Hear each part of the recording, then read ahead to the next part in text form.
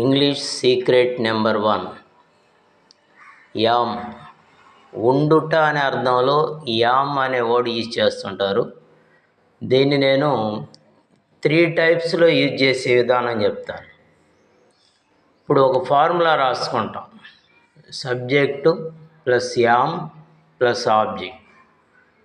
అంటే ఇక్కడ సబ్జెక్ట్ అంటే పని చేసే వ్యక్తి, పక్కనే యామ్ వచ్చి ఒక వెర్బు, మిగిలిన పార్ట్ని మనం ఆబ్జెక్ట్గా ట్రీట్ చేస్తాం. ఫర్ ఎగ్జాంపుల్, నేను సంతోషంగా ఉన్నాను. So I am happy. So ఇలాంటి సెంటెన్స్లు మనం ఎన్నైనా ఫ్రేమ్ చేయొచ్చు. ఇప్పుడు నేను కోపంగా ఉన్నాను, ఐ యామ్ యాంగ్రీ. నేను వంటగదిలో ఉన్నాను, I am in the kitchen. నేను నెల్లూరులో ఉన్నాను, I am in Nellore. So ఇలా we can make a number of sentences. ఉన్నాను అనే ఉద్దేశంలో వాడతాం. మన ఫీలింగ్స్ కానీ లేదా మనం ఎక్కడున్నా ఉండే ప్లేస్ గురించి కానీ చెప్తూ ఉంటాం. So next formula second one, subject పక్కన యామ్, వెర్బ్ 1కి ఇంగ్ ఫామ్ కలుపుతాం. అంటే గోయింగ్, కమింగ్, ఈటింగ్ అలా object.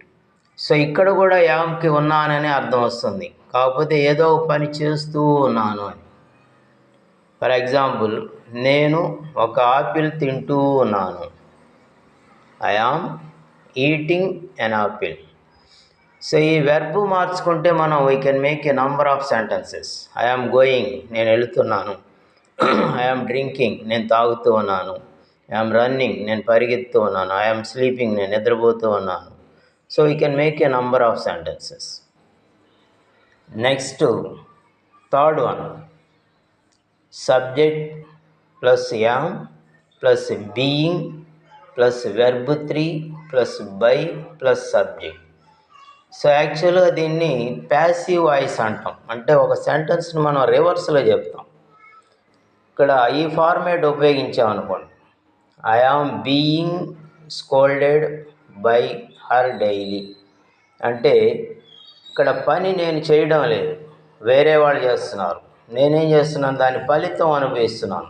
I am being scolded by her daily అంటే నేను రోజు ఆమె చేత తిట్టించుకుంటాను అని అర్థం.